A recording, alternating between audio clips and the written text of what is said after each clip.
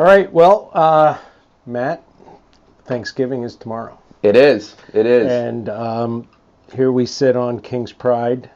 We need to have a discussion about the critical path for this project because everything is going to revolve around this engine. Absolutely. How we deal with the electrical, how we deal with where we relocate water tanks, what are we doing? And I think it would be a fun discussion to talk about the progress that's gotten us to here and how we're still wandering in the woods trying to come up with some alternatives. Absolutely. And just kind of a review, I guess, of that'd be where our heads are at kind of throughout this whole process regarding the engine. And initially, I think we can all admit that our original plan was to kind of just do a quick repower, right? In and out. Yeah, Rip out the old Volvo. Viking funeral for the Volvo. Right. And in with something that just seems like it'll fit because everything we thought was going to be small in comparison to that Volvo. We did, and I think that was certainly that was definitely my thought coming into it. Yeah. And we have, as we've talked about in previous videos, we have the brand new Yanmar 4JH45 at the school, and we're like that should be a perfect engine for the boat, right? Horsepower, beautiful, brand new technology. Sure. And as we kind of got into things here, and we built our little mock-up and set it in here, and immediately went, uh-oh, it's pretty big too. Yeah, well, it's boxier than the Volvo. It is Volvo boxier. Is narrower and longer, but this thing's got a lot of jewelry that hangs on the side of it. Yeah, and especially the computer box, right? So in our previous video, we showed off the original mock-up, which basically just showed the engine mounts. Sure. Didn't show a lot of the superstructure, if you want to go there. Yeah. So Art put on these walls that closely just kind of approximate. give us a notional sense of maximum dimension. Yeah, and this new engine has a huge ECU, or a huge computer, kind of over on the starboard aft quarter of it here. Secondary fuel filters on the side over filters here. right here, which pushes a long ways into where we don't want it to. Yeah. Which is the entryway, which by the way, if you look back at previous videos, was already really, really tight with that giant sink structure, right? Yeah. So I think when we put this in here, it kind of made everyone just go, uh-oh, wait, let's just stop and think about options, right? Correct. So we started, and another thing we realized right away is that with the existing shaft log, having a straight shaft transmission, which is what we have on that engine, was not going to work out because it was going to basically lift the head of this thing. The front of the engine coming out on the angle would have been, we'd have been not sky high. Way too high. So right there, we stopped in our tracks and we started looking at options. And I started digging into every transmission variation that we could use for that engine. And then we had a quest of confidence, and we're like, well, what if we really mix things up and went sail drive, and what if we changed engines and put another Swedish engine in here, another Volvo Penta? We really had ideas that has just led us around a long walk around the park. It's been an exploration, a sojourn, if you will, and really what we found from all that is that we looked at betas, we looked at new Volvos, a number of different engine options, and as well as just the engines. Looking at the new engines, we're not getting that much smaller. We couldn't find a nice, tight, tiny little engine anywhere. So that little sewing machine Volkswagen, yes, with the sail drive integrated. Yes, so what a lovely little at the school we had a donation of a brand new Volkswagen little TDI that had a brand new ZF SD10 sail drive on it. Yeah, and we went, okay, now just stop. This could maybe be us. Yeah. And we actually looked into that a fair amount and went, is that going to work? And we thought, oh man, with that Volkswagen Marine engine just being kind of a one-off, that's not something for an ocean boat. Not sustainable. So then we went down the road of, hey, could we take that brand new sail drive, stick it on our Yanmar, and make that work? And the idea of the sail drive for us was, wow, we could really maybe start thinking about moving everything way aft. Well, if you go on to Yacht World and you look at a Fairweather Mariner where they have those engines in a V drive, and that engine lives in there. Right. And this stairwell or the companionway ladder just comes straight down. There's not even a step. It's just straight down. This whole wall of this compartment, all this structure doesn't exist.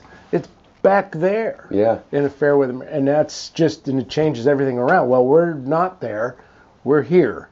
And we can do things to the structure here we've done a lot already to start trying to send it back.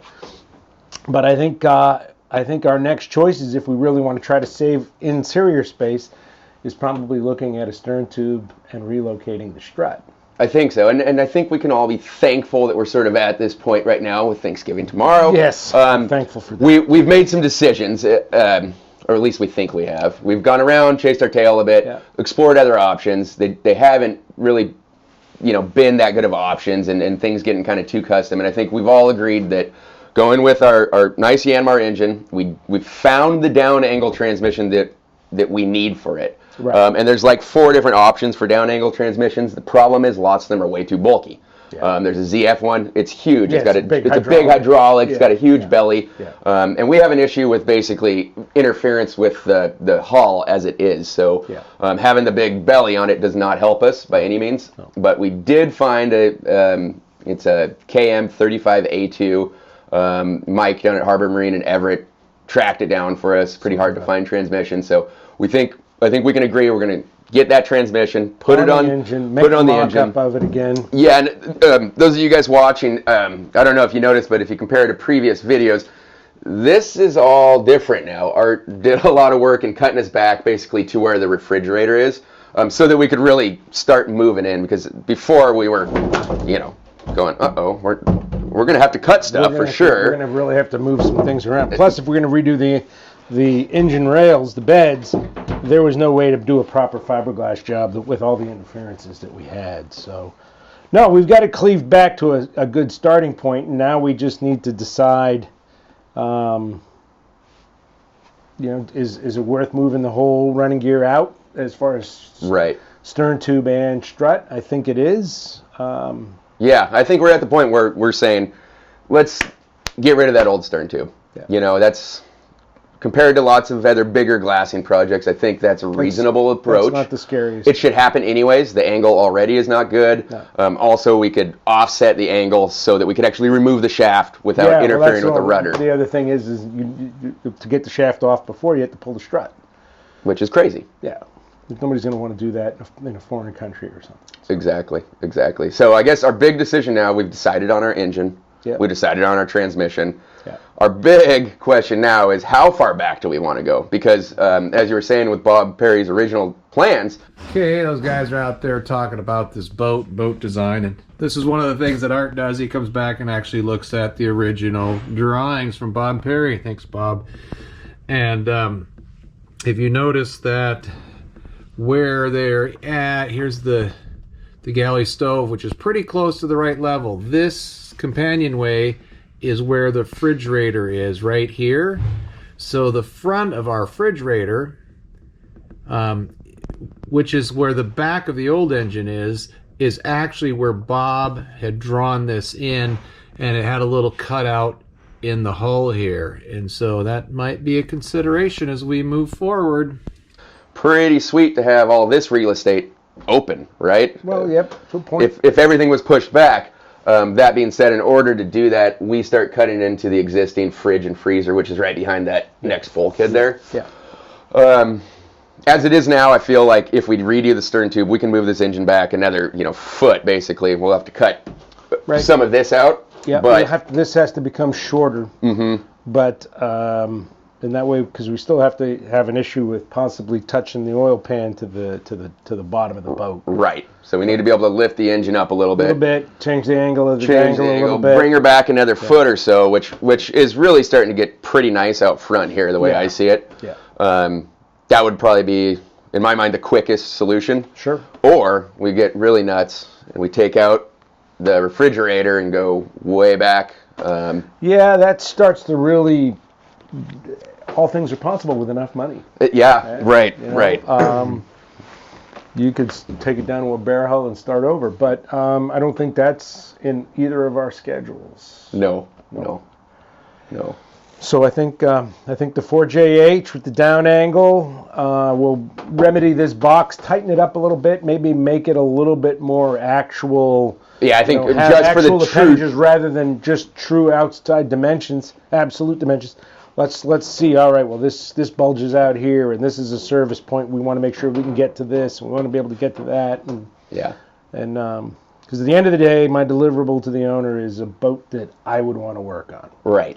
And there's enough sailboats that I just look at them and run. You mean all of them? Oh, come on now. Pretty much all of them. No, I agree. I think that's the number one thing. There is some that are really awful, and I want to make ours as best that we can. Yeah, so. Great access is what it's all about for sure. Yep. So I think that's about where we're at. And yeah. Happy Thanksgiving, everybody. Happy Thanksgiving. Enjoy your holiday. All right, tell me about this Volkswagen. Yeah, so this is the little Volkswagen engine that was donated to the school a couple years back. Brand new, beautiful little engine with a brand new ZF SD10 sail drive on it. So this was one of our thoughts as we were going in circles about, hey, what power plant are we going to put in King's Pride? And the reason ultimately we decided not to go this route is that there just aren't really any of these out there. To my knowledge, Volkswagen, some years ago entered the marine market, tried to market these to different boaters, and I just don't think they sold well, probably because they were just too expensive. And we want definitely an engine on King's Pride that's serviceable and so the future owner can get parts and things like that.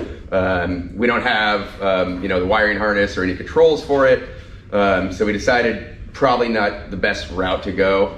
So then we looked at, hey, could we take this sail drive off and put it on our Yanmar and make that work? Because it is a beautiful sail drive. Unfortunately, because its mounting is all kind of metric standard, there's not an available adapter plate, at least that we could find, that would work on our 4JH Yanmar. So we said, stop there, and we're going to go with a little down angle Kanzaki transmission in the Yanmar. But here it is. It's a beautiful little engine. Even has the little sail drive mock-up so that you can cut it and mount it into the boat. So if you were a fisherman or a mechanic like yourself and wanted to repower your boat, you think you could get this thing up and running? I can guarantee I can get it up and running. But yeah, as far as for me, a boat sailing across oceans, other countries, things like that, probably not the engine I would want personally. But very cool little engine. Absolutely.